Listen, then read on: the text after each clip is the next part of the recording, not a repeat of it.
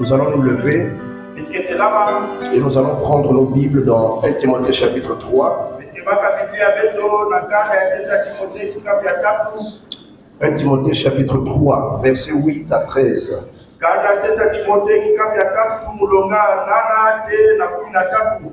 Avant de lire, nous allons prier.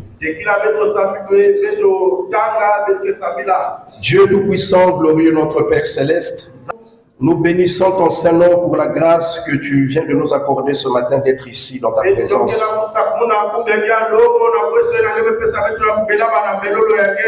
Nous voici ici avec nos Bibles ouvertes. Oh Dieu, laisse que ta grâce par le Saint-Esprit puisse oindre cette parole et puisse l'interpréter dans nos cœurs. Accorde le Père, car nous te le demandons. Dans le nom du Seigneur Jésus-Christ. Amen. 1 Timothée chapitre 3, versets 8 à 13.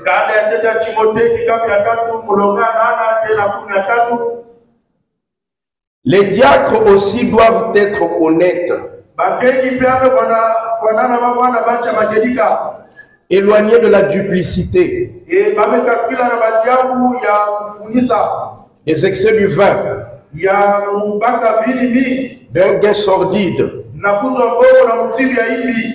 conservant le mystère de la foi dans une conscience pure.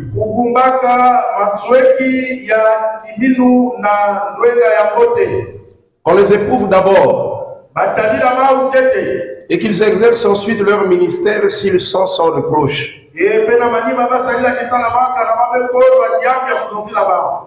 Les femmes de même doivent être honnêtes, non médisantes, sobres, fidèles en toutes choses. Les diacres doivent être mariés d'une seule femme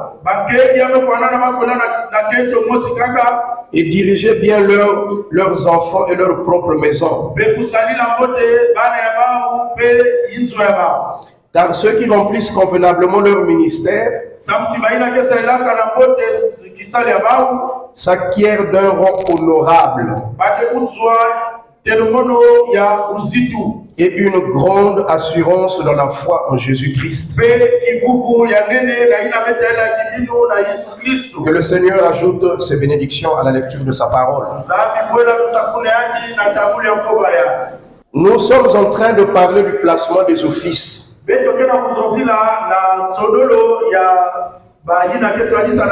ou du conseil de l'Église. Et frère Branham dit que au 1er janvier, au début de l'année financière,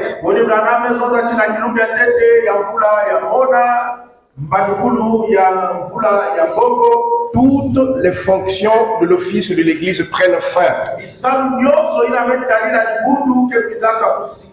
sauf les pasteurs. Il est diacre, administrateur, trésorier, surveillant de l'école du dimanche et autres. Leurs fonctions prennent fin. Il dit alors, pour l'année qui va venir, s'ils souhaitent continuer, ils vont continuer.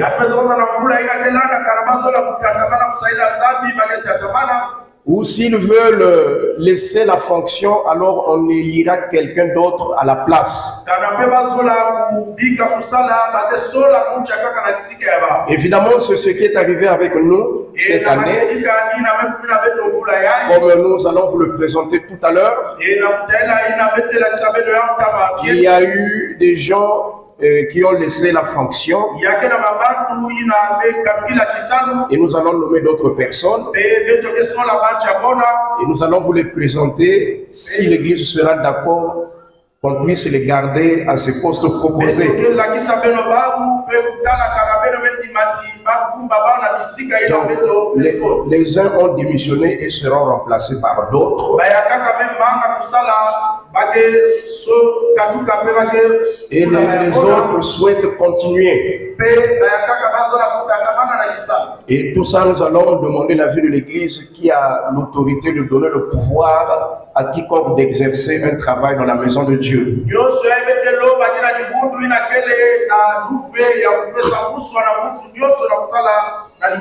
Donc le conseil de l'Église est un groupe d'hommes votés par les membres laïcs.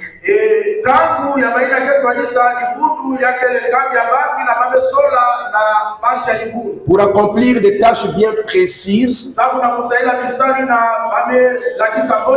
liées au bon fonctionnement de l'Église. Donc l'exercice de leur fonction dépend de la souveraineté de l'Église entière. Ils exercent donc leur mandat pendant 1 an. Et si l'Église ne veut leur renouveler le mandat, il renouvelle. Si l'Église ne veut pas renouveler le mandat, alors ils arrêtent le mandat. Voici les fonctions attachées au conseil de l'Église. Il y a le pasteur. À lui sont liés tous les offices de l'Église.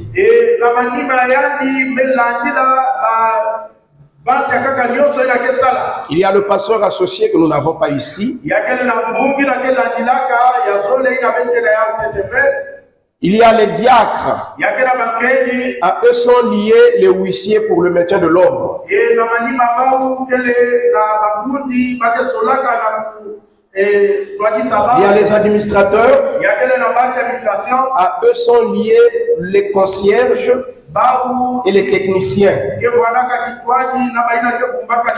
Vous veillez sur le bâtiment et sur le matériel. Il y a le trésorier. Il y a le surveillant de l'école du dimanche. Et aux surveillants sont rattachés les moniteurs et les monitrices de l'école du dimanche. Et enfin, le 7e office, c'est l'office de musique.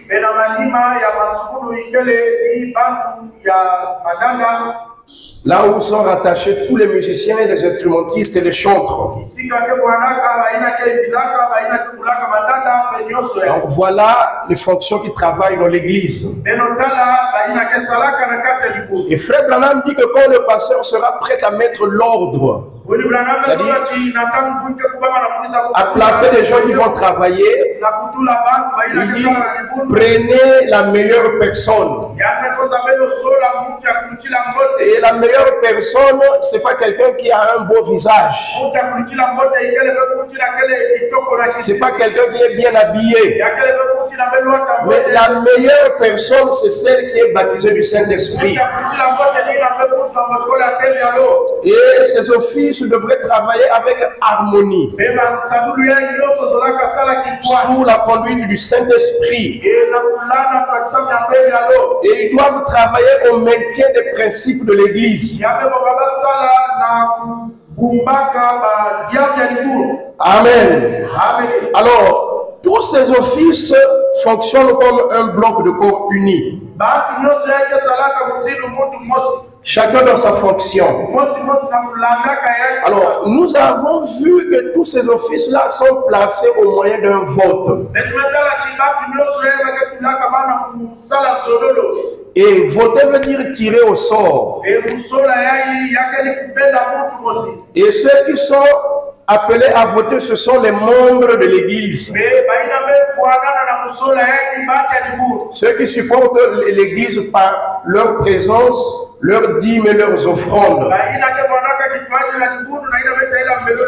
Ce sont là les gens qui sont appelés à se prononcer au moment du vote. Ceux qui sont membres de ce tabernacle. Et Frère Branham dit, ceux qui peuvent voter, les enfants au-dessus de 15 ans peuvent voter.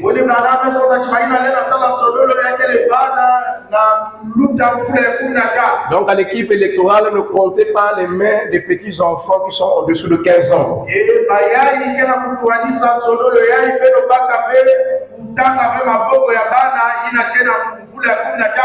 On exprime le vote par la main droite levée. la tête baissée et les yeux fermés. On ne doit pas voir qui a voté pour et qui a voté contre.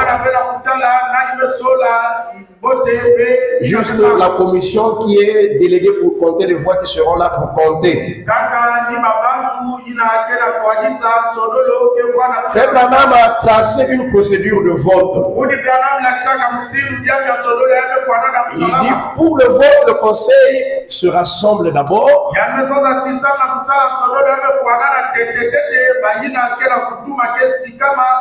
Et le conseil rassemblé propose des hommes.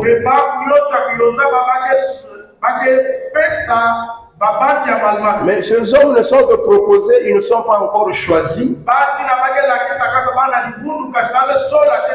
On les propose d'abord, le conseil les propose, on les amène devant l'église. Et on verra ce que l'église décidera d'eux. Une fois qu'ils soient sélectionnés par le conseil de l'église, le conseil sortant, on les propose à l'église et l'église les vote. Et une fois l'église votée, ceux qui seront élus en majorité, ce sont ceux-là qui seront retenus. Ceux qui seront disqualifiés alors ne se présenteront pas. Et la proclamation des résultats se fait après le vote de séance tenante. Voilà, tout ça nous connaissons, ça c'est ce que nous avons déjà enseigné, c'est ce que nous avons toujours l'habitude de faire. Alors, je voudrais aborder ici pour quelques minutes un point très important.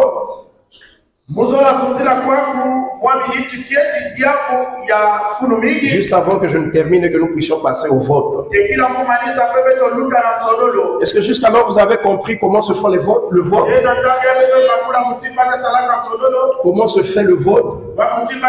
C'est en levant votre main droite vers le ciel, avec la tête baissée et les yeux fermés. Nous avons disposé beaucoup de gens ici pour nous aider à rapidement compter. Ça ira très vite aujourd'hui. On ne va pas vous garder jusqu'à 14 heures. Alors, vous avez compris cela, toute la procédure. Le conseil se réunit et propose des hommes.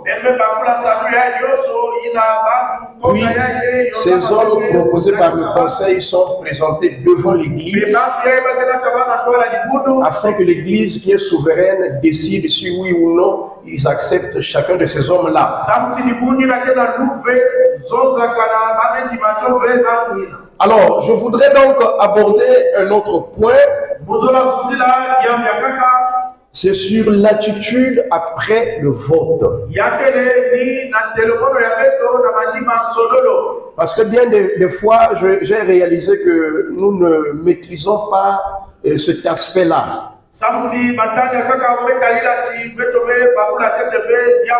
C'est la raison pour laquelle je voudrais revenir sur ces quelques petits principes qui nous aideront certainement à mieux marcher. Je commence donc dans le message une délivrance totale, prêché le 12 juillet 1959.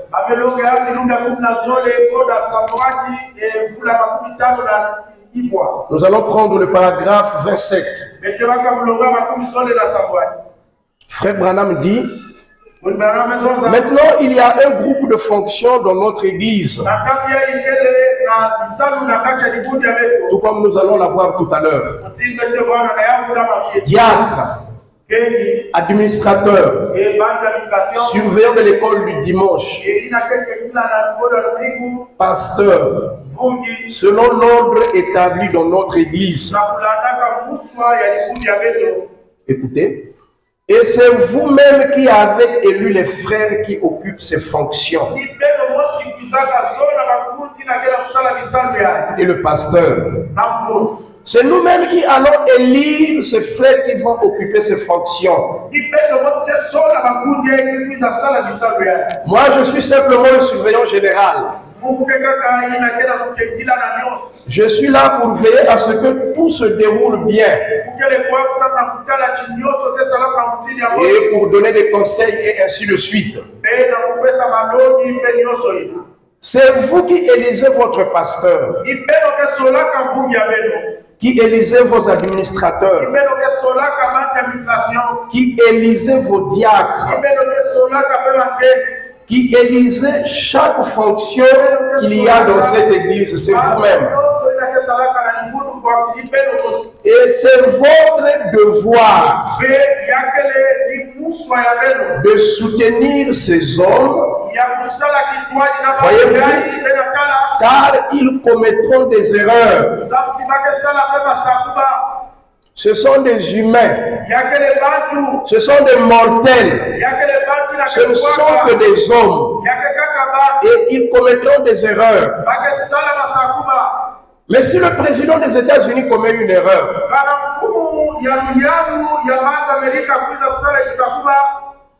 est-ce qu'on le renvoie comme président? C'est une question. Est-ce qu'on le renvoie comme président? On oublie ça et on va de l'avant. C'est comme ça que nous voulons faire dans notre église maintenant. Je l'écoutais prier il y a quelques instants pour les diacres. Et d'entendre là derrière à la porte un témoignage des administrateurs. Que vous êtes tous d'un même accord. Il dit maintenant, restez comme ça. Restez tous d'un même accord. Maintenant, vous, les membres, soutenez ces administrateurs, ces diacres et ce pasteur. Et souvenez-vous, une fois que vous êtes unis comme ça, souvenez-vous que c'est le rôle du diable de faire en sorte que cette unité soit brisée.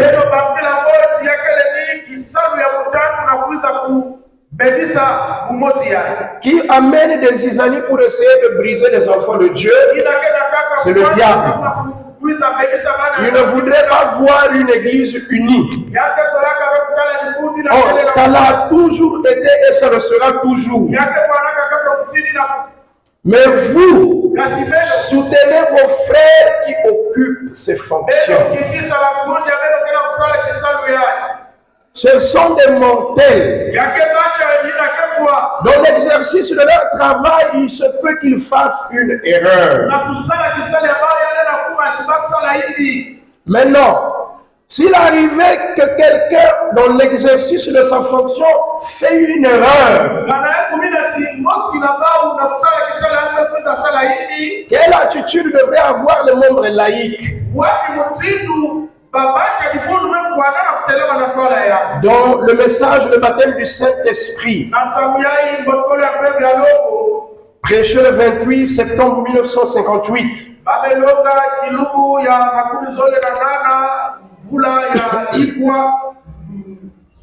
paragraphe 186, je vais lire jusqu'à 188. Écoutez, Frère Branham dit, à partir de 186, c'est prêché le 28 septembre 58, paragraphe 186. Et cette église est souveraine. Il n'y a pas de comité d'administrateurs ou de diacres pour vous dire ce que vous devez faire.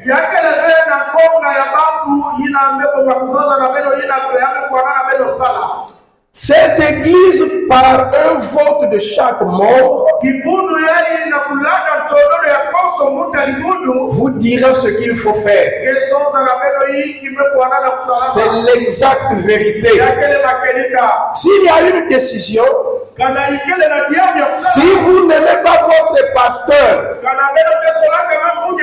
et qu'il y ait deux ou trois qui aient quelque chose contre le pasteur,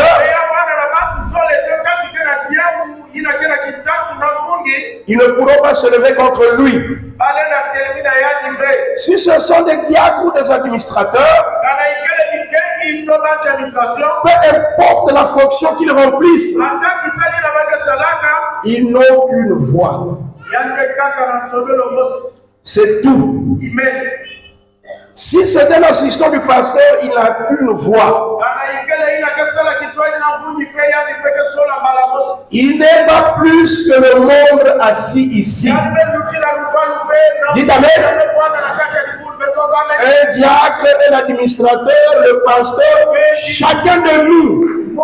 Amen. Nous ne sommes pas plus qu'un membre laïque qui est assis là. Et dans le pouvoir de décision des choses de l'Église, chacun de nous représente une voix. C'est juste. C'est juste. Il n'est pas simplement, il n'est pas plus qu'un simple membre assis. Le vote général de l'Église décide du problème. C'est juste, c'est juste. Ce n'est pas le conseil des diacres qui mettra le pasteur à la porte. Et ce n'est pas le pasteur qui mettra le conseil des diacres à la porte. C'est l'Église qui, dans un vote général, le décidera. Amen. Elle est souveraine en soi. Nous n'avons pas de superintendant. Nous avons Jésus. C'est Jésus qui est le plus grand parmi nous. Est-ce que quelqu'un peut acclamer pour Jésus? Oui, mes frères. Il est l'évêque. Il est le superintendant. Il est le pasteur en chef. Il est le roi. Il est le Seigneur. Il est le guérisseur. Il est tout et tout. Il est le super diacre. Il est le super administrateur. Il est le super trésorier. Il est celui qui est au-dessus de tout. Amen. Amen. Et nous sommes seulement ce sujet marchant dans la lumière.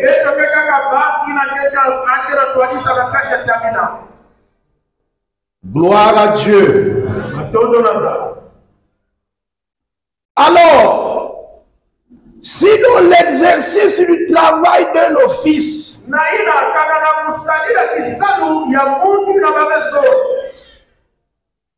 vous voyez quelque chose qui ne va pas, n'allez pas murmurer de ces choses dans les communions fraternelles. C'est mal et c'est faux. Frère Branham dit, c'est vous-même qui élisez ces gens-là. Maintenant, si tu constates qu'il y a quelque chose qui ne va pas, il y a une procédure biblique. Il y a une procédure dans le message pour faire recours. Dites Amen. La Bible dit dans 1 Timothée chapitre 5 verset 19.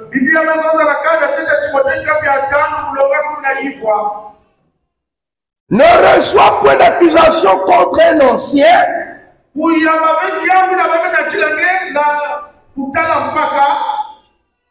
si ce n'est sur la déposition de 2 ou 3 témoins.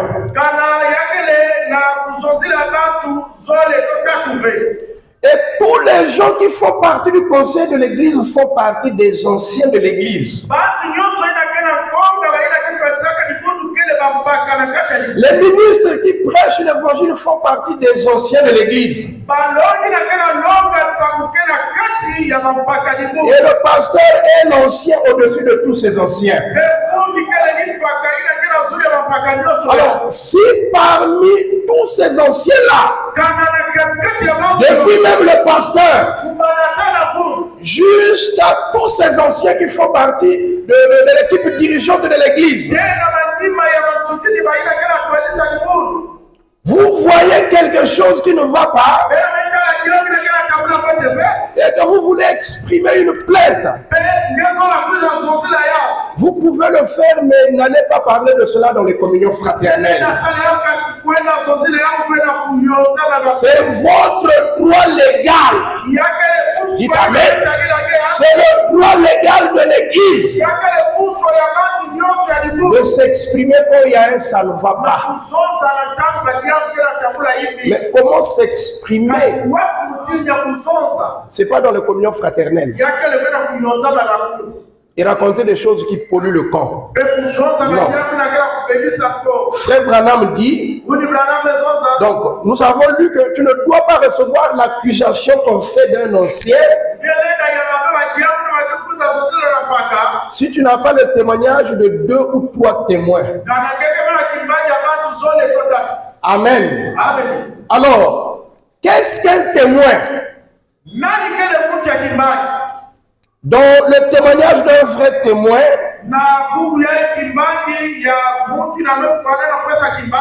du 5 novembre 1961, au paragraphe 69,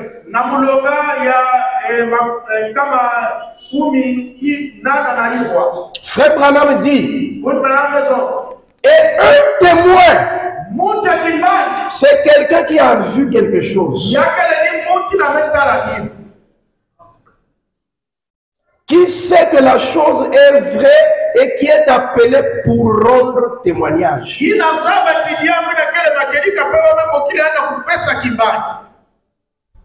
À compter d'aujourd'hui, je refuse les accusations anonymes. Des plaintes anonymes, je refuse. Si quelqu'un a à se plaindre contre un office, il doit mentionner son nom.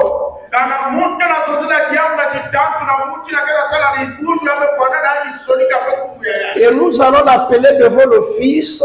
Il doit témoigner, avoir vu ce qu'il dit. Dites Amen. Que moi-même je suis témoin, j'ai vu, voilà les preuves. C'est ça qu'on appelle un témoin. Parce que des gens peuvent vous monter des histoires qui n'existent pas.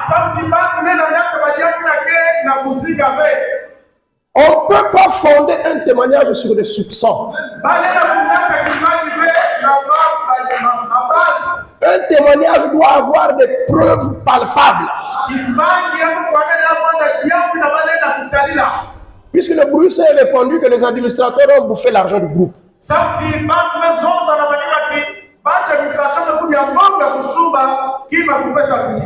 Même l'argent de la chair qu'on a financé, ils ont tout gaspillé.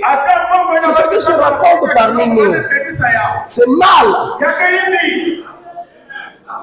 Quand des gens font le travail, à certains moments, on peut voir qu'ils ne font pas bien. Mais si on te place là, c'est là où vous allez vous rendre compte que ce n'est pas un travail facile. Un témoin, il doit être, puisque c'est bien de parler, mais après on doit t'amener à la confrontation.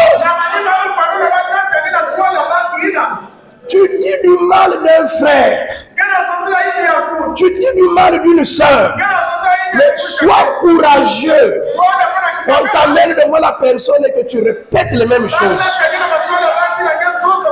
C'est ça le courage du Saint-Esprit.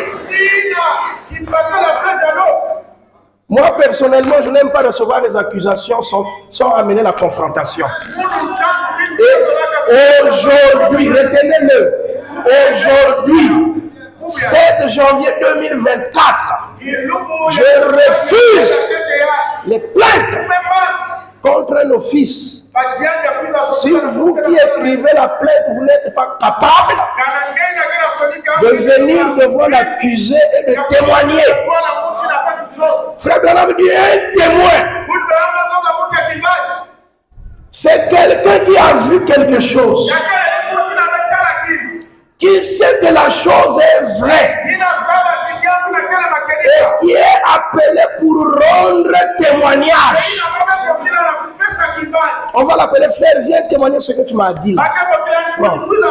L'accuser et la répète ce que tu m'as dit. Montre les preuves. Parce que frère Branham me dit que bien des fois, parfois les gens sont accusés à tort sur des choses qui n'existent pas. Et puis, un témoin doit savoir de quoi il parle.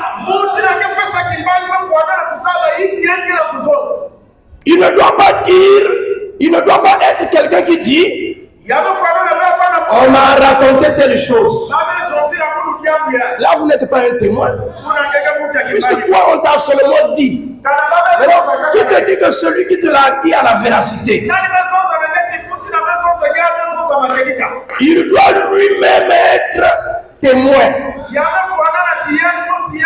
Sinon, il parle de quelqu'un d'autre qui a pu être témoin de ce qui est arrivé sur le lieu. Il n'est pas un vrai témoin. On ne peut pas son témoignage est annulé.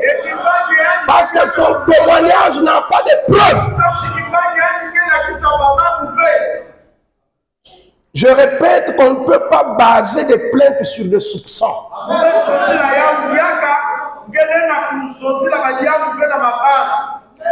Dans le message, les témoins, prêché le 5 avril 1953, au paragraphe 45, Frère Branham dit, c'est prêché le 5 avril 1953, les témoins, paragraphe 45, dans les tribunaux, il y a deux catégories de témoins qui comparaissent. Ce sont des témoins oculaires, ceux qui ont vu avec des yeux eux-mêmes, et des témoins auriculaires, ceux qui ont seulement écouté, on l'a seulement dit. Voilà les deux types de témoins. Un témoin qui est celui qui a vu. Oh, le frère là est un franc-maçon. Donc, toi tu l'as vu dans la loge des francs-maçons, en train de faire des pratiques, et tu as des preuves. Et tu connais même, tu peux démontrer avec des preuves même le degré qu'il occupe dans cette loge. Non, non, moi je n'ai pas, mais il y a un frère qui disait ça, le frère là est un franc-maçon. Non. Il y a des témoins auriculaires. Et c'est plein partout. Mais on a besoin de témoins oculaires. Des gens qui ont vu. Et oui, effectivement, j'ai vu moi-même. Les administrateurs ont gaspillé l'argent de la chair.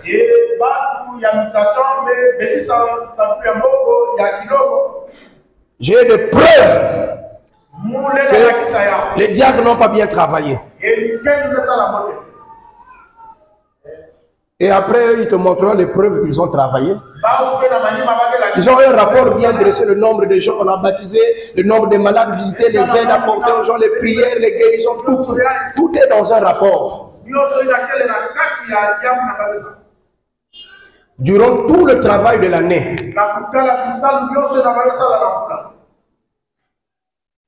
Il y a des témoins oculaires et des témoins auriculaires. Or, si vous êtes assis dans une pièce et que vous regardiez au travers de la vitre,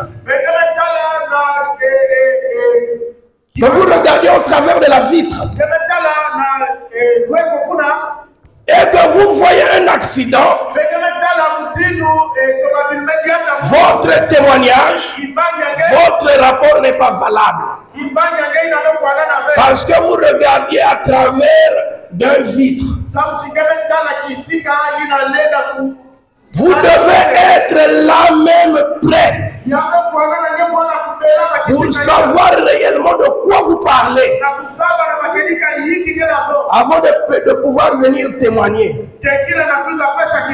Il vous faut entendre cela ou il vous faut voir cela avant de pouvoir être témoin dans un cas grave.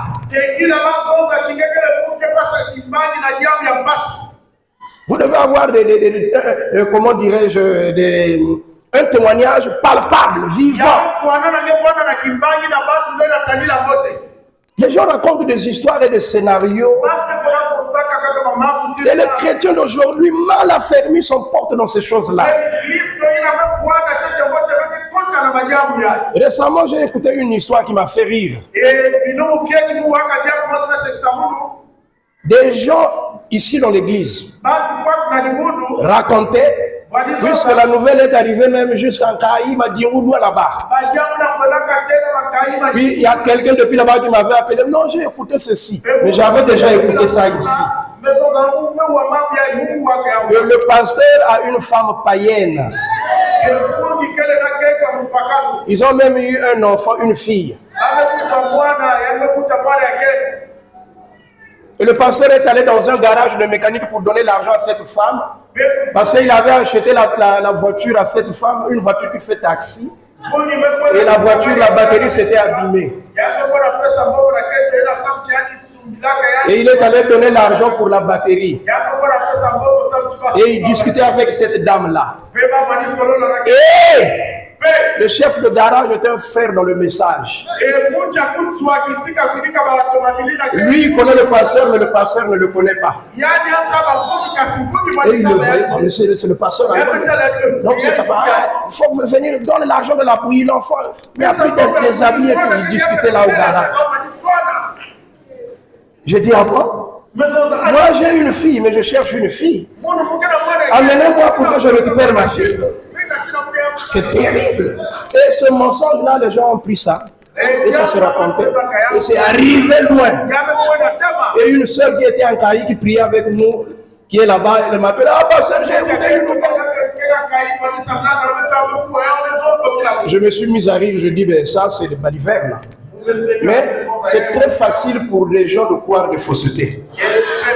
Maintenant, si cela est réel, amenez cette femme-là, amenez l'enfant et prouvez cela. Vous dites amen? Ne reçois pas d'accusation contre un ancien si tu n'as pas deux ou trois témoins. Ça ne doit pas être un témoin auriculaire. On m'a seulement dit, j'ai écouté, ou je pressens. Non, un témoignage ne doit pas être basé sur un pressentiment. Ça doit être quelque chose qui est prouvé. Vous avez vu, vous avez des preuves. Dites amen. C'est la vérité, frère. Et ce que je vous dis est réel. C'est ainsi. C'est ainsi que nous devons faire. Si quelqu'un a une plainte contre un ancien, ça peut être contre le pasteur, ça peut être contre les diacres, ça peut être contre les trésoriers, les administrateurs, les musiciens, ainsi de suite. Alors, quelle est la procédure?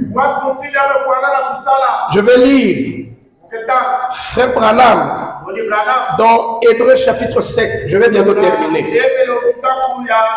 Hébreux chapitre 7, deuxième partie. C'est prêché le 29 septembre 1957. Bon, généralement, moi, quand des gens racontent des faux témoignages sur moi, puisque je sais que la chose n'est pas vraie, dans ma nature, je ne laisse pas cela me pénétrer. Je refoule ça. Je m'en moque et je fais de l'avant. Je ne vais pas être là à larmoyer. La maturité, c'est aussi ignorer certaines choses. Parce que Frère Branham me dit, ce qui est vrai, c'est que quelqu'un parlera toujours contre vous quelque part.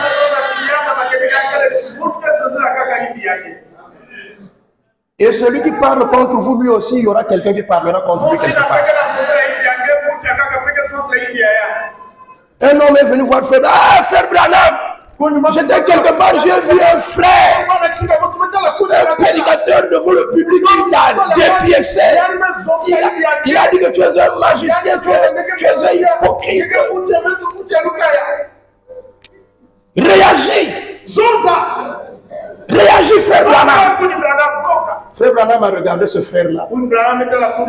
Il dit c'était prédestiné. C'était prédestiné que lui-là, il parle mal de moi. Je vais prier pour lui pour que Dieu le pardonne, mais je ne veux pas réagir. William Branham a refusé de réagir. Dans Hébreu, donc lisons la citation, paragraphe 280. Écoutez. Et alors, si quelqu'un a une plainte contre un diacre,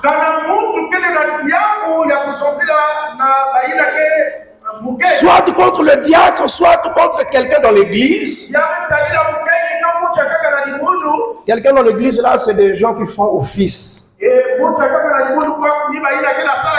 Cela exige 3 personnes, 3 témoins. 3 témoins. 3 personnes viendront témoigner. Les gens là, ils vont seulement écrire et puis ils se disent non, ils doivent venir physiquement pour prouver leur témoignage. Dites Amen. Sur la déposition de 2 ou 3 témoins,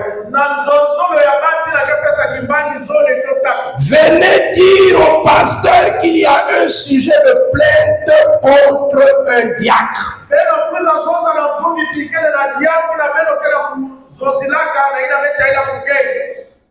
L'église a le droit de se plaindre si ça ne va pas.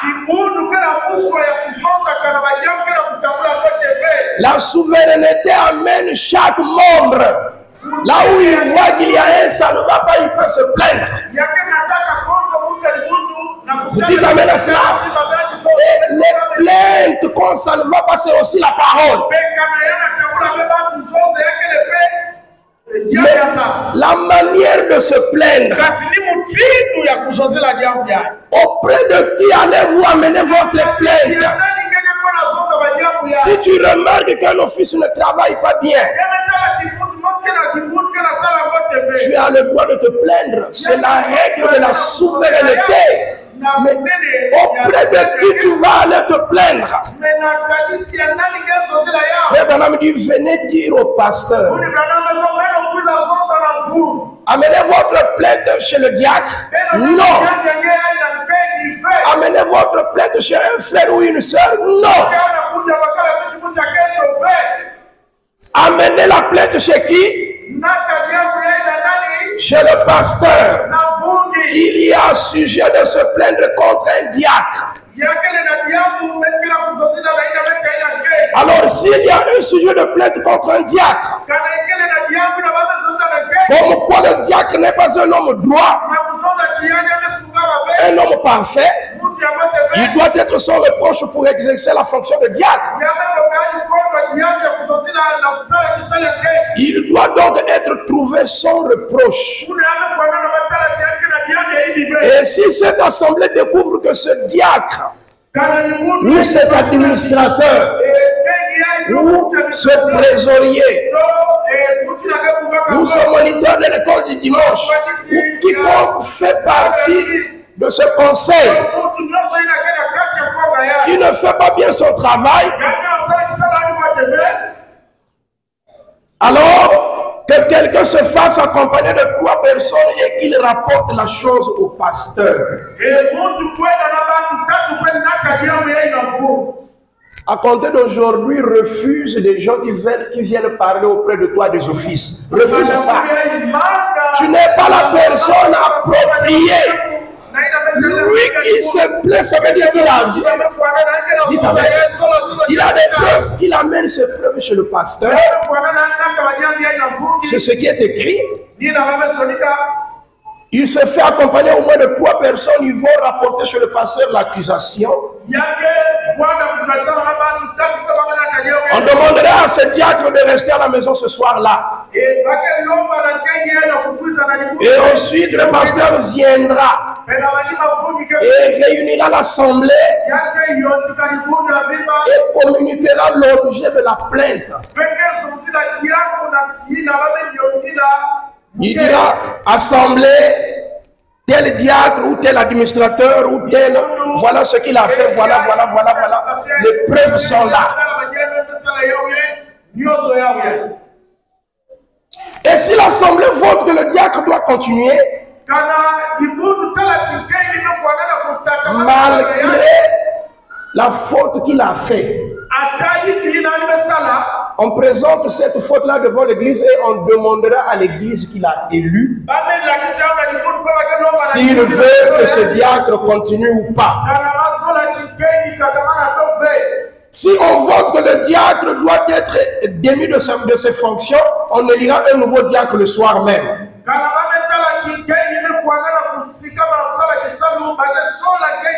Voyez-vous, c'est pourquoi ce n'est pas l'affaire d'une seule personne. Parce que j'ai écouté des plaintes de brebis. Non, c'est le pasteur qui couvre ces administrateurs-là. Cet administrateur-là, ce diacre-là, c'est le pasteur qui couvre. Non, c'est vous qui le votez, l'Assemblée souveraine. Et ce n'est pas l'affaire d'une seule personne. C'est l'affaire de la majorité des gens. Oui, monsieur. S'il y en a 21 qui votent pour lui et 21 votent contre lui, il s'en va. Ou vice-versa. C'est cela la souveraineté de l'Assemblée locale. C'est la souveraineté de l'Assemblée locale qui compte. Et ainsi, chaque membre a un mot à dire dans l'église. Si quelque chose ne marche pas, alors ils peuvent aussitôt venir. Et la seule chose qu'ils ont à faire, c'est de se tenir devant Dieu et de voir s'il n'y a absolument rien qui entrave la marche de l'église. Mais la pleine et complète autorité de l'église, c'est le pasteur. Lisez cela dans la Bible et voyez si cela n'est pas l'ordre biblique. C'est tout à fait vrai. Il n'y a personne au-dessus de l'ancien. Il n'y a rien à voir, je n'ai rien à voir avec Frère Neville, ce que Frère Neville fait ici. Cela dépend de Frère Neville. Si Frère Neville voulait prêcher la doctrine des témoins de Jéhovah, cela dépend de lui et de vous, voyez. S'il voulait prêcher tout ce qu'il veut, c'est entre vous et lui, c'est tout. Et sur ce point, si l'Assemblée vote qu'il prêche cela, c'est très bien. Cela dépend de lui. La seule chose que je fais, c'est simplement de détenir le droit de propriété. Et si l'une ou l'autre chose survient, et que ça soit par exemple comme destituer un pasteur, parce qu'un pasteur a été voté par l'église. Et la même église qu'il a voté peut le destituer. Dites amen. Les diacres, les administrateurs, les trésoriers, tous ceux qui travaillent sont votés par l'église. Et s'il y a un, ça ne va pas, cette même église peut les destituer. Et Frère Branham dit, comme de destituer le pasteur, et que les gens veuillent voter à ce sujet, vous ne pourrez pas demander à un diacre de le faire. Vous devriez le demander à moi, en tant qu'évêque. Et moi, je viendrai et je dirai, si vous voulez destituer le pasteur, vous allez me dire pourquoi. A-t-il fait quelque chose? Oui. Nous l'avons trouvé en état d'ivresse. Nous l'avons trouvé en train de faire ceci. Ou en train de faire quelque chose qui n'est pas correct.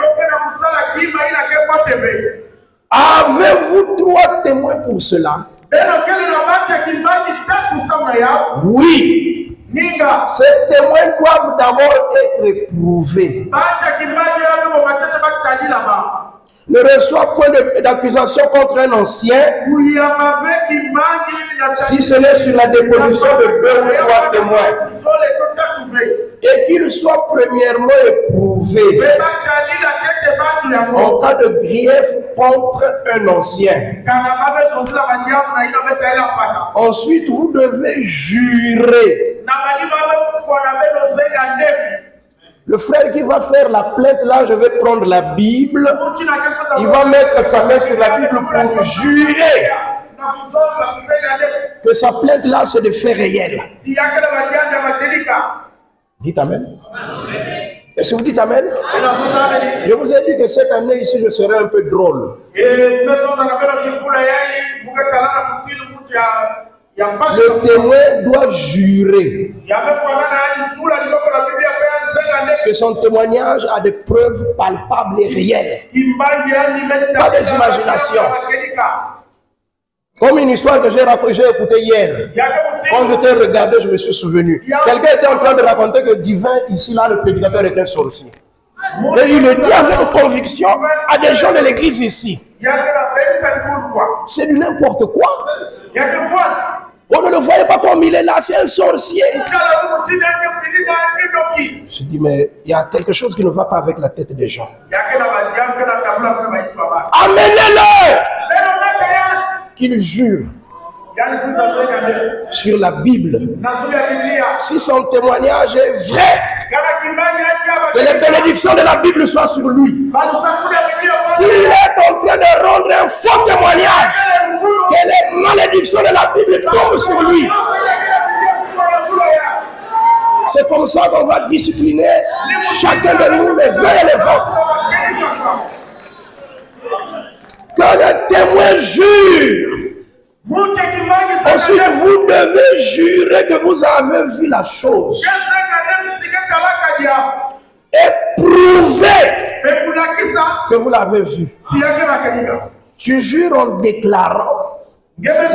Montre les preuves. Montre les preuves. J'ai écouté une histoire, mon frère qui est là-bas, que je vois Saturnin. Là, je suis en train de parler clair. C'est entre nous, c'est la famille. Dieu a béni ce frère. Dieu l'a pris quelque part. Tous nous sommes témoins, nous avons vu comment Dieu l'a élevé petit à petit. Mais j'ai écouté des gens. Non, c'est un franc-maçon. J'étais très tolérant les années passées, mais maintenant là, si tu me dis quelque chose comme ça, je vais t'amener devant Saturnin. Voici la Bible, pose ta main sur la Bible et jure que tu as des preuves que c'est un franc-maçon. Dieu ne peut plus bénir des gens. Dès que Dieu donne un petit matériel à quelqu'un d'Africain, pose à la franc-maçonnerie et la magie. C'est aberrant. C'est malheureux. Que Dieu nous aide à nous redresser.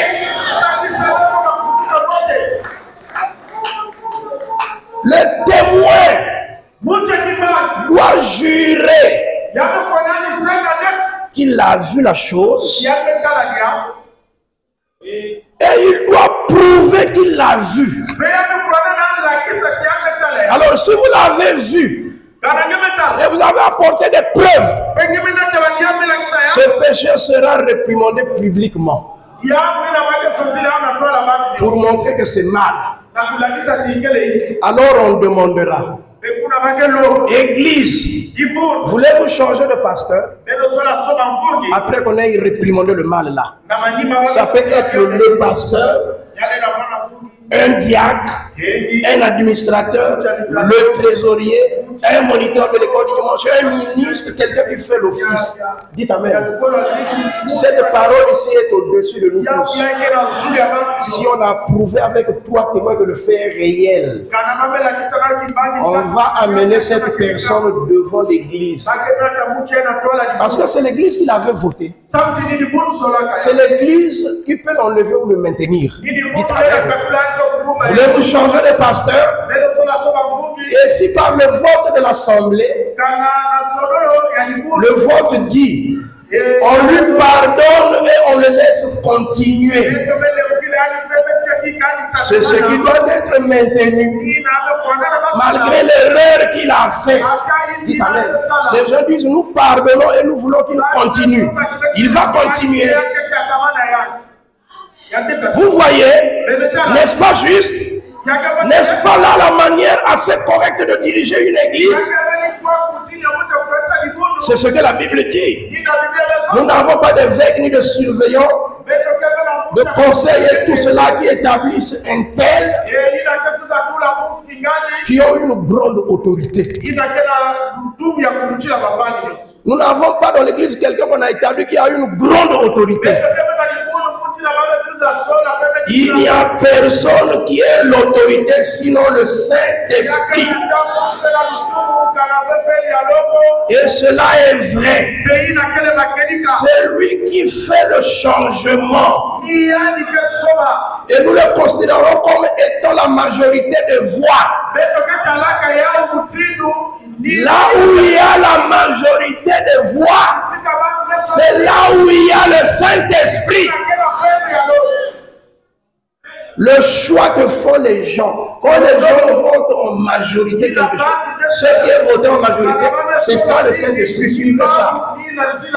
Et alors, si une partie veut faire ceci, et l'autre partie veut faire cela, et que telle partie l'emporte,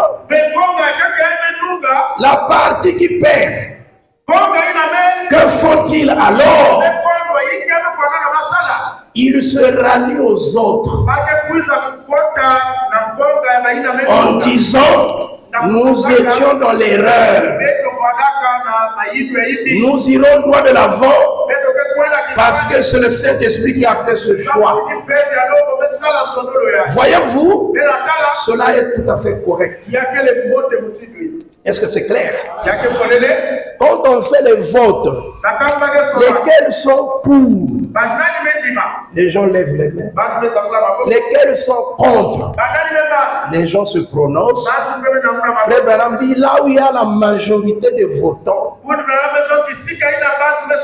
c'est là la voix du Saint-Esprit. Et que ceux qui avaient voté contre se rallient à ceux qui ont gagné. Et tous pour former un bloc uni, vous allez de l'avant. Vous dites certainement, nous étions dans l'erreur en votant pour ou en votant contre. Et nous suivons la voie de la majorité. Dites Amen. Et nous avançons comme un bloc uni. J'aimerais lire la dernière citation pour terminer. Donc Christ est le mystère de Dieu révélé. Du 28 juillet 1963. Christ est le mystère de Dieu révélé, 28 juillet 63. À partir du paragraphe 79, frère Branham dit, et frère Neville passe par beaucoup de tensions et de chagrin. Il ne le laisse pas voir ici au tabernacle. Et moi aussi, en tant que pasteur de cette assemblée, je passe beaucoup de tensions et des histoires. Mais je ne le laisse pas voir au tabernacle. Mais étant donné que le Seigneur me laisse voir un peu dans la vie des gens, je sais quelle situation il traverse, beaucoup de choses, voyez-vous. Et certainement, il passe par beaucoup de peines, de tensions et autres. Et vous les gens d'ici, soutenez-le comme Josué a soutenu Caleb. Soutenez-le comme Josué et Caleb soutenaient les mains de Moïse pendant qu'il apportait la parole.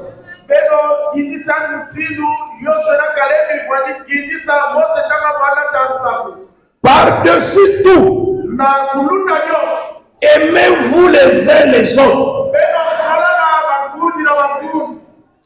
Aimez-vous les uns les autres. Quelqu'un dit Amen? Il ne faut pas que ça soit un amour juste de la bouche, mais un amour vrai. Peu importe ce que le diable essaye de dire. Maintenant, vous formez tous un grand, un bon et merveilleux groupe. Mais souvenez-vous de mon avertissement, voyez. Satan ne laissera pas cela demeurer ainsi. Non, monsieur. Il injectera toutes sortes de choses. S'il doit introduire quelqu'un pour atteindre son objectif, il introduira un critiqueur ou un incrédule, lui donnera une place, l'amènera à fraterniser avec vous dans le calme, et ainsi de suite. Ensuite, il injectera une espèce de poison qu'il commencera à répandre dans l'église. N'ayez pas part à cela. Dites amen. N'ayez pas part à cela. N'ayez rien à faire avec quelque chose d'autre. Restez aimable, doux et gentil les uns envers les autres. Priez pour cet homme-là afin qu'il soit sauvé, ou pour cette femme, qui que ce soit. Priez tout simplement pour eux. Restez attachés les uns aux autres. Et restez avec votre pasteur. Voyez, il est le berger.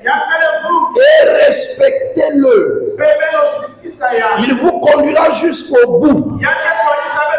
Car il a été ordonné par Dieu pour le faire. Maintenant, allez-vous vous rappeler de cela? Est-ce que vous allez vous rappeler de cela? L'ennemi viendra. Et quand il viendra, restez attachés fermement les uns aux autres. Ayez confiance les uns aux autres. Vous savez, dans l'amour, il y a la confiance. Quand la confiance est détruite, l'amour à l'égard de notre prochain est compromis. L'ennemi viendra. Et quand il viendra, restez attachés fermement les uns aux autres. Et celui que le diable utilise comme ennemi, soit il sortira, soit il entrera et deviendra l'un de vous. C'est tout. Ne formez jamais de clan parmi vous. Ne formez jamais de clan parmi vous. Oh, le clan des diacres, oh, le clan des... Brisez cela! Les diacres, les administrateurs, les trésoriers, moniteurs de l'école du droit, tous forment un bloc uni. Dites amen. Au clan de BMB, au clan de Larry, brisez cela. N'ayez pas l'esprit de clan. Nous sommes un. Je n'ai pas écouté. Nous sommes un. Nous sommes un. Je ne peux pas dire, main gauche, je suis fâché contre toi. Je vais t'arracher parce que tu n'es pas ma main droite. C'est ma main gauche. Je veux qu'elle reste là. Même le petit bout de mon doigt, je veux qu'il reste juste là. Que chaque petite partie de mon corps reste juste là. Et Dieu veut que nous, en tant que corps de croyants, que nous restions tout à fait les uns avec les autres. Simplement les uns avec les autres. Et maintenant, vous avez les bons dans ce sujet. Vous avez les bons dans ce sujet. Vous avez les bons sur ce que nous croyons. Vous avez les dons sur la discipline dans l'église. Comment nous nous comportons dans l'église de Dieu? Comment nous devons nous réunir ici et nous asseoir dans les lieux célestes? Ne restez pas à la maison. Si Dieu est dans votre cœur, vous serez impatient de voir les portes de l'église s'ouvrir là et vous entrez ici pour communier avec vos frères. Si vous n'avez pas de tels sentiments, alors je vous dis qu'il est temps de vous mettre à prier. N'ayez pas l'esprit de clan. N'ayez pas de groupuscule. Un groupe ici qui est en contradiction avec un autre groupe. Ça, ce n'est pas le message de Branham. Dites Amen. Dites Amen. Les diacres est un groupe d'hommes. Les administrateurs est un groupe d'hommes. L'école du dimanche, un groupe d'hommes. Le trésorier a sa fonction. Le pasteur a sa fonction. Le devoir du ministre, c'est de prêcher l'évangile sans compromis. Et tout cela forme un seul corps. Pas de clan. Pas de clan parmi les ministres.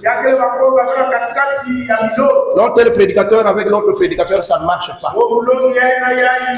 Nous ne voulons pas de cela. Nous voulons que tout le corps soit dans une parfaite harmonie. Dites Amen. Si quelqu'un a une plainte, voilà la procédure. Après les votes ici, c'est comme ça que nous allons marcher. Dites Amen. Amen. Si quelqu'un formule une plainte, il doit être courageux de paraître et de prouver sa plainte la main sur la Bible. J'ai les preuves que la chose est réelle. Est-ce que nous pouvons incliner nos têtes un petit moment?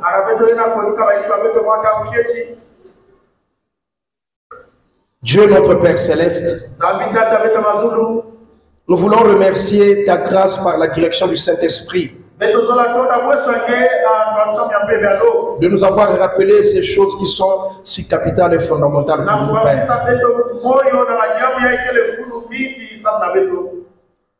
Ouvre nos cœurs, place ici ta parole, Père. Que ta parole ait la prééminence au-dedans de nous. Et qu'elle puisse nous amener, Seigneur de gloire, à accomplir ce devoir sacré en tant que croyants fidèles de ce tabernacle, pour passer au vote, Père. Dieu notre Père, je te prie de me pardonner en tant que mortel dans l'exercice de ta tâche. Seigneur de gloire, je te prie de pardonner chacun de mes frères, de pardonner toute cette église, là où nous avons peut-être fait quelque chose qui t'a attristé, afin que nous revenions auprès de toi pour faire ce que tu attends de nous, Père. Maintenant, bénis ce second service que nous voulons te remettre, Père. Puisses-tu, Seigneur de gloire, orienter et diriger tout ceci, afin que ceci soit pour ta gloire et pour ton honneur. Dans le nom de notre Seigneur Jésus-Christ. Amen. Amen. Je voudrais lire une portion des Écritures dans Actes chapitre 6. En ce temps-là, le nombre des disciples augmentant, les hellénistes murmurèrent contre les Hébreux parce que leurs veuves étaient négligées dans la distribution qui se faisait chaque jour.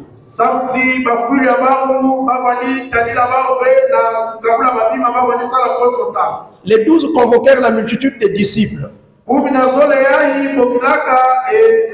dirent: il n'est pas convenable que nous laissions la parole de Dieu pour servir aux tables.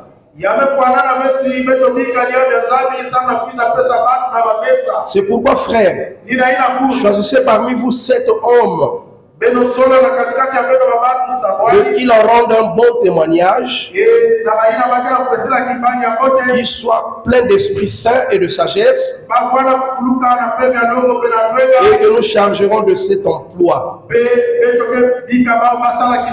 Et nous continuerons à nous appliquer à la prière et au ministère de la parole. Cette proposition plut à toute l'assemblée. Ils élurent Étienne, homme plein de foi et d'Esprit Saint, Philippe, Procor, Nicanor, Timon, Parménas, Nicolas, prosélyte d'Antioche. Ils les présentèrent aux apôtres qui, après avoir prié, leur imposèrent les mains.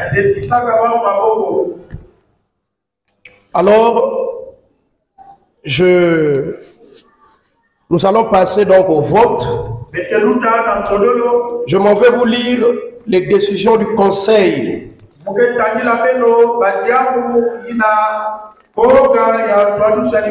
Le Conseil sortant. Nous avions tenu réunion, il y a de ceux qui veulent continuer, il y a de ceux qui ont démissionné, et il y a des remplaçants.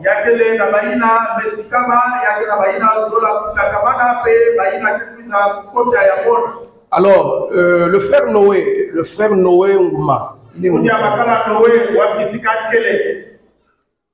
Frère Noé, tu peux t'avancer. Tu peux t'avancer ici, frère Noé. Ok.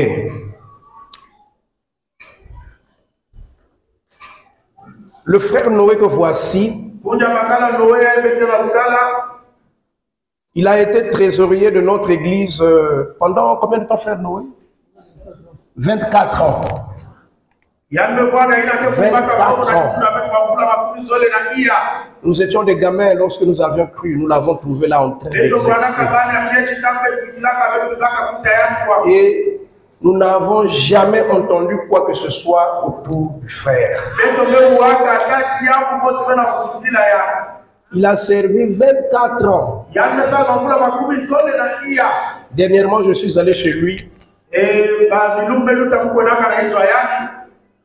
pour lui demander si il sentait le poids de continuer à servir comme trésorier ou pas. Parce qu'il y a de cela une année, il avait été perturbé dans son état de santé. Et donc, je suis allé pour demander s'il sentait ce poids-là de continuer. Il m'a avoué ensemble avec son épouse qu'il dépose la fonction de trésorier.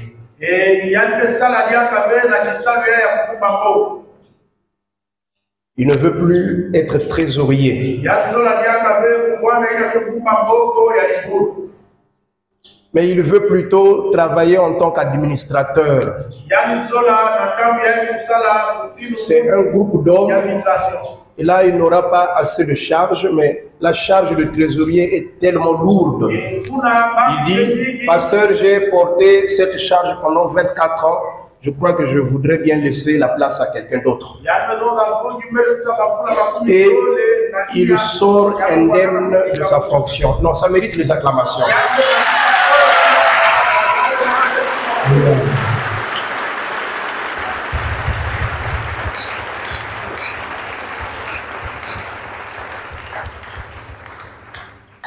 Donc, à compter d'aujourd'hui, que toute l'Église le sache que frère trésorier Ngouma n'est plus trésorier de l'Église.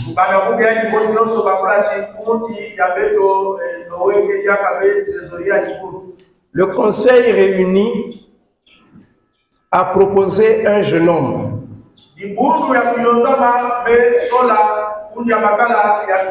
Au moyen d'un vote, le conseil a voté, comme Frère Branham le dit, et la majorité des gens se sont prononcés pour ce jeune frère pour être proposé devant l'Assemblée pour qu'il soit trésorier de l'Église. C'est le frère Gaël Komon. Il peut s'avancer, le frère Gaël Komon.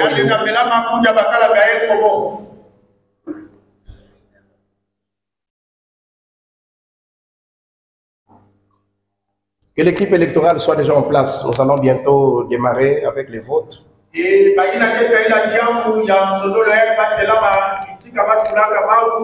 C'est un homme marié.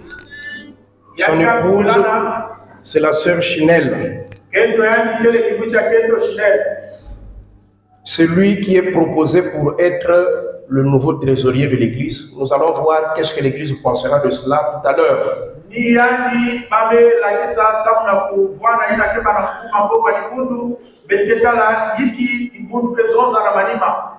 Alors, tous les diacres sortants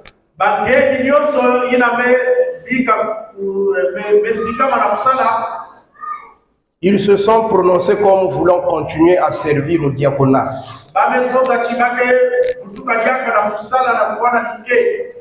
Nous allons donc les appeler qu'ils s'avancent tous ici.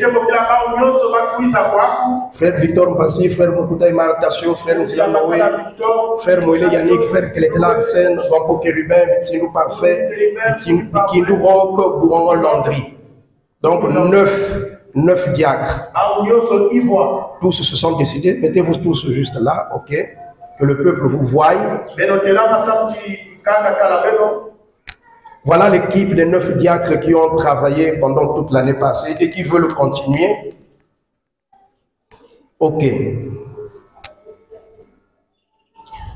Tout l'office d'administration aussi désire continuer au service du Seigneur. Frère Joseph Kimfoko, frère Albert Yoda, frère Lusakoumouno Alain, frère Oubatila Rodrigue, frère Makundi Berdé et le frère Noé qui est déjà là, qui veut rejoindre l'équipe des administrateurs. Que tout cela s'avance.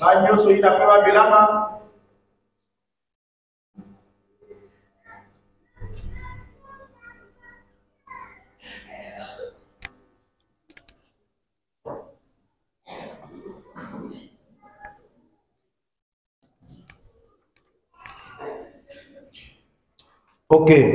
Le surveillant de l'école du dimanche, le frère Robert, il veut continuer à être le surveillant de l'école du dimanche. Frère Robert, tu peux t'avancer.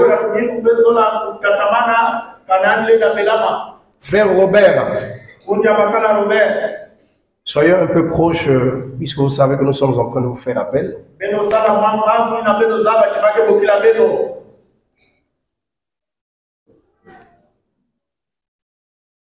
Frère Robert Sunda. Ok. L'école du dimanche a 2 classes. Ah, frère Robert Sunda est là. Ok. Il y a la première classe, nous avons 3 enseignantes.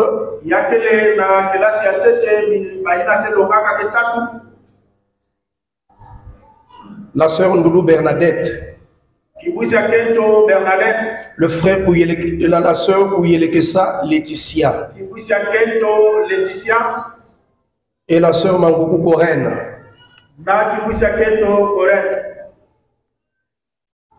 Ils peuvent s'avancer. Et la 2e et 3e classe de l'école du dimanche, nous avons 2 moniteurs. Il y a le frère Abednego Voula. J'ai appris que son fils est malade. C'est lui-même qui me l'a dit. Hein. Il est allé à l'hôpital puisque l'enfant a développé un palu ce matin. Le frère Abednego. Donc il n'est pas là. C'est lui le premier enseignant, et le deuxième, c'était le frère Rodrigue Ngamoui, mais pour des raisons de disponibilité, puisqu'il n'est plus ici tout le temps.